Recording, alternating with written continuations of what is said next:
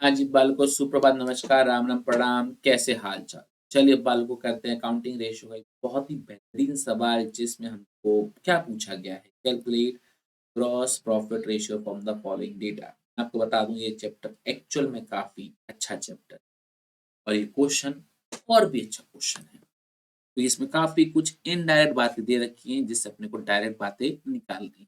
चलिए बालकों क्वेश्चन को सॉल्व करने का ट्राई करते हैं, राइट? बिल्कुल सही।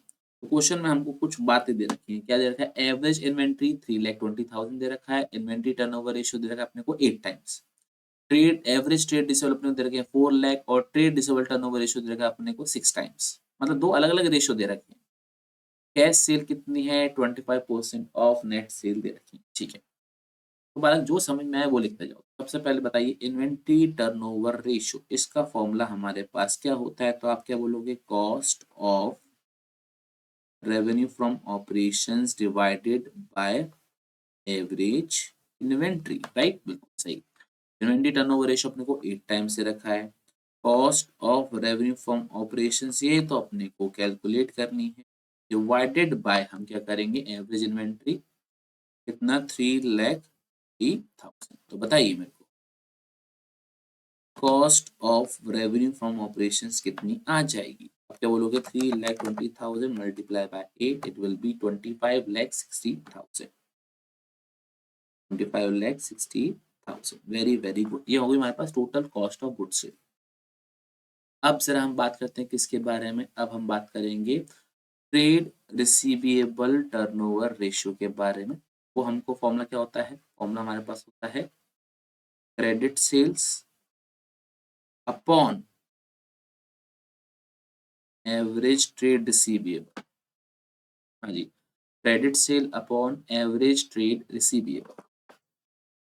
हाँ जी, तो ट्रेड रिसीवेबल टर्नओवर रेशियो अपने को दे रखा है 6 टाइम। क्रेडिट सेल्स अपने फाइंड आउट यहाँ से हो जाएंगी और एवरेज ट्रेड रिसीवेबल अपने को कितना दे रखा है? 4 lakhs का दे रखा है, राइट?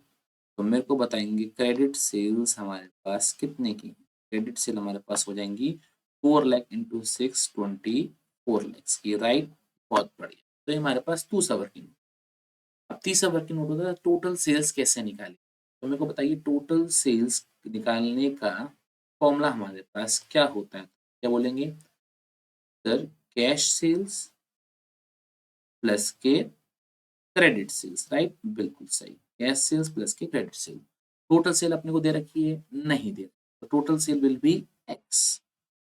कैश सेल्स कितनी है? 25% of net sale. Net sale मतलब टोटल सेल कितना हो जाएगा? 1/4x प्लस क्रेडिट सेल अपने को अभी जस्ट हमने कैलकुलेट करी कितनी आ गई हमारे पास? ये 24 lakhs। देन अपना टोटल सेल x है, कैश सेल हो जाएगी 25% ऑफ टोटल सेल मतलब 1/4x।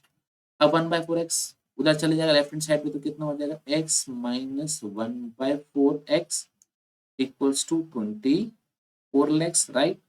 बिल्कुल सही। तो ये कितना हो जाएगा हमारे पास? एलसीएम 4, ये होगा 4x माइनस के x इक्वल्स टू 24 lakhs। तो x की वैल्यू कितनी आ जाएगी? 24 lakhs इंटू 4 और 4x माइनस x कितना हो जाएगा? 3x। तो यहाँ पे कितना हो जाएगा हमारे पास? 3। तो कितना है हमारे पास? ये 32 lakhs हमारे पास क्या आ जाएगी? टोटल सेल्स आ जाएगी, राइट? टोटल सेल हमारे पास कितनी आ जाएगी? 32 lakhs, राइट? ये हमारे पास वर्किंग नोट नंबर 3 हो जाएगा। ये वर्किंग नोट नंबर 1 है, ये वर्किंग नोट नंबर 2 है, ये वर्किंग नोट नंबर 3 है। अब जरा वर्किंग नोट नंबर 4 कैलकुलेट करें।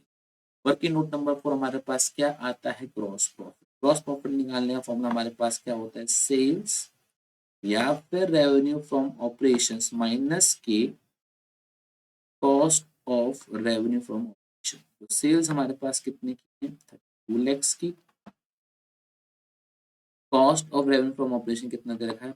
25,60,000। क्या आप यहां से